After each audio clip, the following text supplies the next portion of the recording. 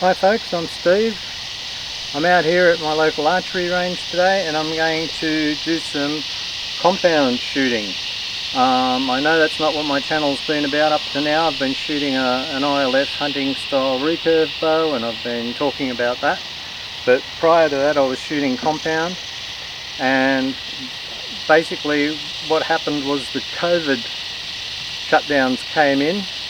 I was in the middle of doing some stuff with this bow, getting it set up so that I could shoot it, and basically it all came to a standstill. So I ended up grabbing a recurve bow so I could shoot at home.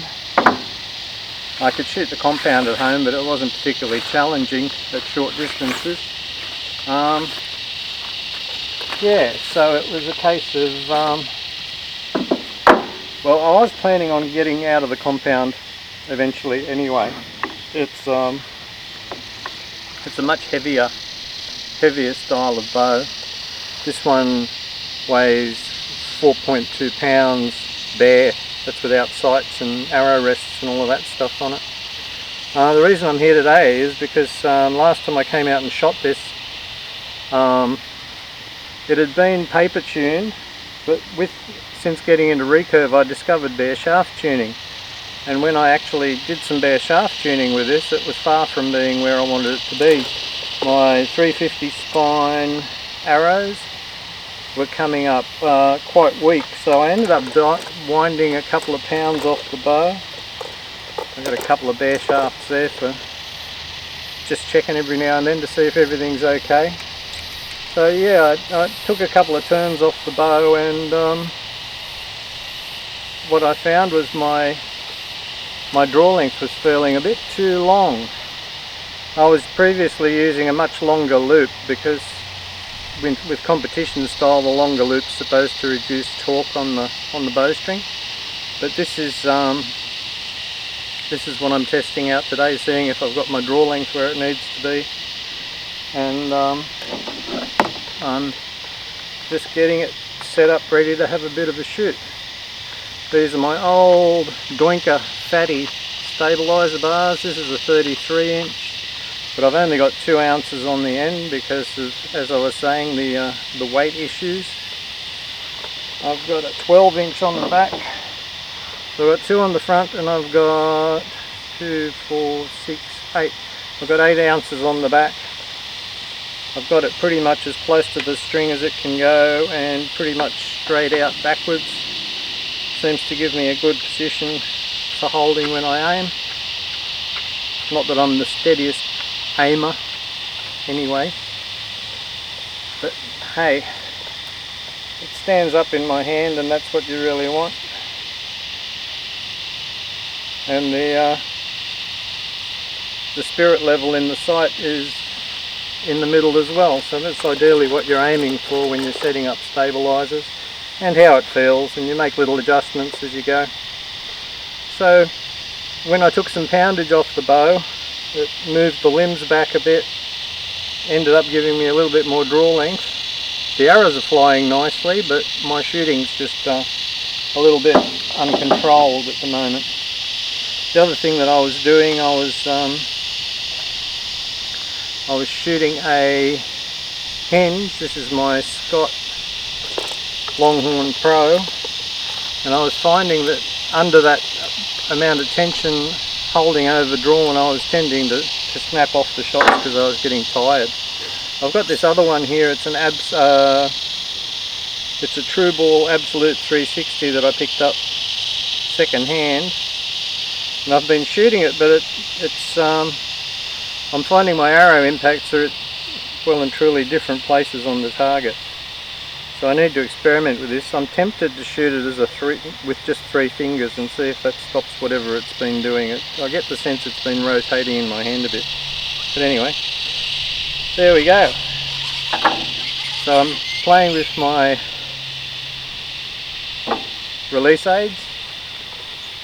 I might be adjusting stabilizers. I'm shooting my sights in at 30 yards and 70 yards. I like to use yards. I'm using an app on my phone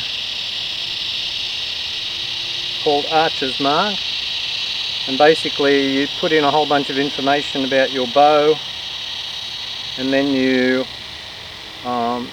basically use the mark. I use the marks on the side. I don't use the sight tape. I use the numbers printed on the side of the sight frame, and you use those as references.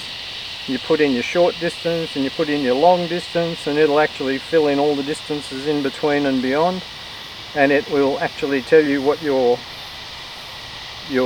bow speed is. So you actually know, if you've actually chronoed your bow and you know what speed it's shooting, you have a really good idea that if it gives you a similar speed when you finish putting your information in, that the information's pretty correct. But anyway, I'm going to finish getting this sorted out and we're going to go and have a few shots. I'm here today at my club. It's the Port Stephens Archers. This is the practice range. These butts go out in 5 metre intervals. I tend to shoot in yards, so I'm going to be using a tape and measuring out the distances I plan to shoot at. Today I intend to shoot at 30 and 70. There's a little table over there and a rack to hang your bows up, and the most distant bag out there is about 40, possibly 45 metres. And I've got a bit of shade under the tree here. The cicadas aren't as noisy as they usually are. I use my ute as a work platform. So I've got my bow there. I'm going to start setting it up now. Okay, here's my bow. This is my 2013 Mathews Conquest 4. It's a bow I'd always wanted to own, and everyone was using them in the World Archery tournaments. Braden Galantine, Jimmy Butts, a few other people. It's just a really well made bow. This is an Axel sight. It's an AX2000. It's designed for high speed bows. This isn't a high speed bow, but I don't shoot that far. I've got all of the Sims damping gear on there, and I've gone with the black and orange theme. One of the things that I've been doing is playing around with arrow tuning and dropping my poundage. I realised that my D-loop was too long, so I'm here to try out this new D-loop today and see if I can get my sights set. So these are my arrows. I'm shooting Black Eagle X-Impact 350s. They're 001 straightness. And up here at the business end I've got some Victory 120 grain glue in points. Okay, so I'm going to try some shots at 30 yards. I'm going to start off using the hinge. If I go in here, 30.1 is what my setting needs to be. So if I go down here, I get it on to 30, and then 0.1. Okay.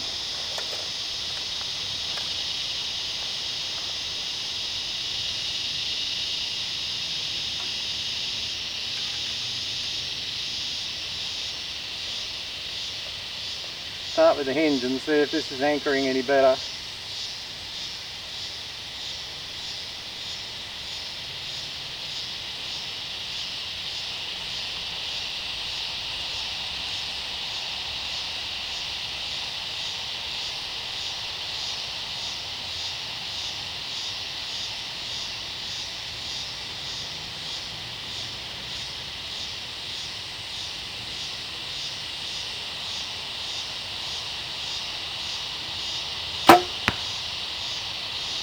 It's touching the dot, I think.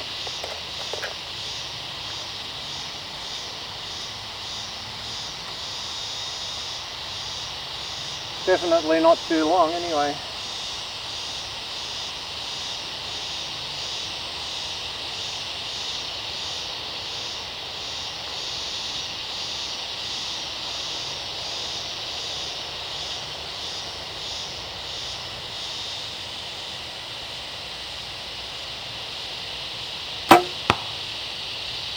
pulled it.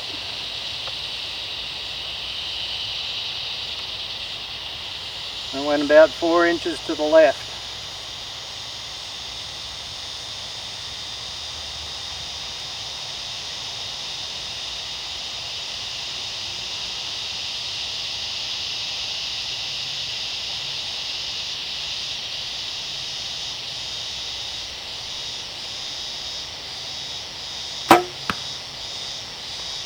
And that went right beside the first arrow. Okay, so these are my arrows. This one that's slightly high is my first arrow. My second arrow where I pulled off the release, and my third arrow, which felt the best actually. So I can afford to come down a click with my sight, maybe a couple of clicks, and work on holding. I'm happy with my line here anyway. So yeah, it's just a case of practicing, I guess.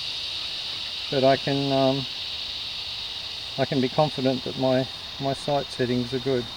Okay, so I've changed my sight setting from 30.1 to 29.8, effectively lifting my scope a little bit on the frame.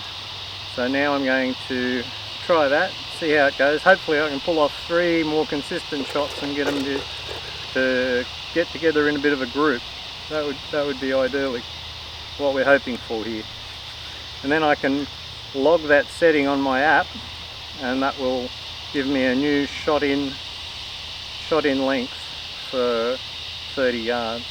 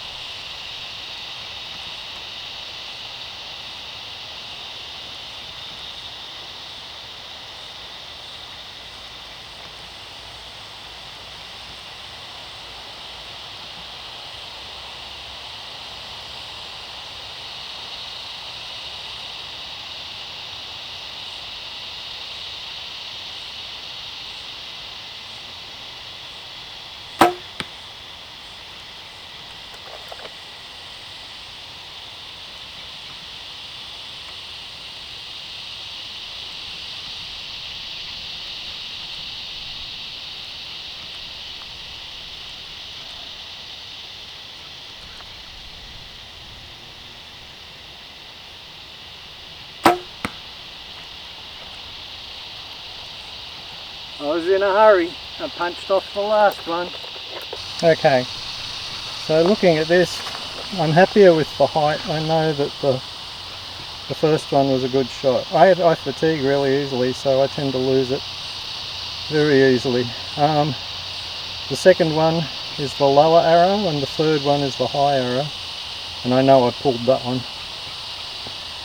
So I'm thinking that I like the height. Now I'm going to look at moving my windage over a little bit, and we'll see what happens then. Just right here is where the needle is, and it's pointing just above the 30, so it's effectively, that's the 20 up there. Goes down in increments of 1 all the way up to 30. So over here it's I'm setting it as 28.9. 29.8, sorry. Things we say. Fatigue is setting in. It's hot out here and I'm sweating. This is what my scope looks like. It's just a single fibre optic pin in the centre. If I come down, I'm using an AAE Pro blade. Okay, I've made a very slight adjustment. I've changed the value for 30 yards in my app, and now I'm going to have a few shots and see how my windage is going. It's really it's a case of knowing when you make a good shot and knowing when you make a bad shot, because if you don't practice all the time and you're inconsistent, you have to notice your inconsistencies. Otherwise, doing adjustments is a waste of time. I've got a rough idea of when I mess things up, unfortunately. It's not great for your confidence, but I really need to just persevere and try and make some good shots. I need to focus on keeping my back tension. I need to focus on keeping the pin on the dot, and I need to focus on just gradually increasing until that thing goes off, which is what I'm going to try and do again now. Here we go.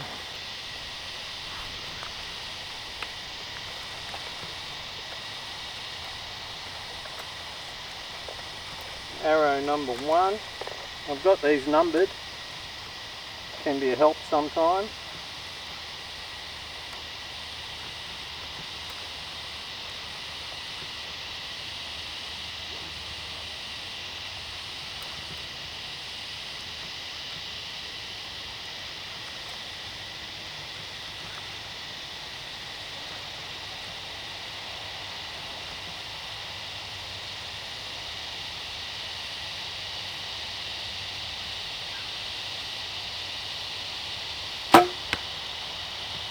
Now, I think I dropped my bow hand on that one, arrow number 1, but I'm happy with the line. It's moved it over. My shots were going over to the left before, now they've come back to the closer to the middle. I might have to make a slight adjustment on that, but we'll see.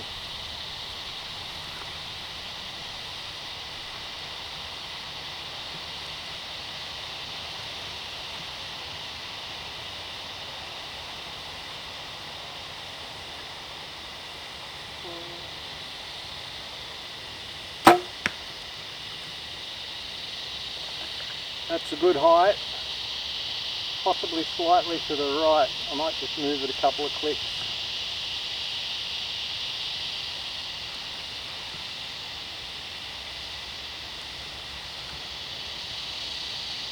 See what that does.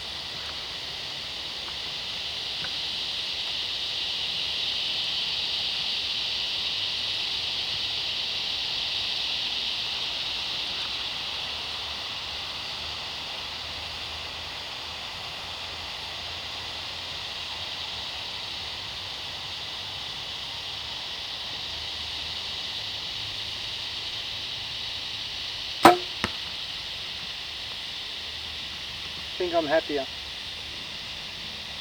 We'll go and have a look. Okay, here we go. The one down the bottom, it's my first arrow. It's come over a little bit, which is not too bad. It's my second arrow on the height's pretty good, slightly right. Then I tweaked a couple of clicks on the sight and brought it over. I'm pretty happy with that. Okay folks, I'm going to cut the video here because I've still got some shooting to do and my battery's getting really low. I don't have a spare battery for my video camera, but I hope there was something informative in what I've been talking about. I'm going to keep working. I'm going to have a couple more shots at 30 yards and then I'm going to try and find a setting for 70. Basically repeating the process that I've been doing so far, only at a longer distance. Hopefully once I get this done, I'll probably think about putting my compound bow to sleep. I like to focus on my recurve because I find that a really enjoyable process. I just like the immediacy, the lack of technical stuff and all of that, and the fact that you actually have to have better form with a recurve than you do with a compound. But at the same time it's lighter and there are some aspects of it that make things a bit easier as well. So hopefully I might do another video about my compound when I'm happy with it. I might just come and shoot, do a few shots without making adjustments at a few different distances and show you the results, and that'll call it quits. But from here on I'm focusing mainly on the recurve. So without further ado, I need to have a snappy phrase like shoot straight guys, or something like that. And I'll see you all next time. I'm sorry it's been a long time since the last video about my recurve, but COVID, eh? COVID and stuff. So anyway, take care guys. I hope you enjoy this. Don't forget to like and subscribe, and I'll see you guys in the next video.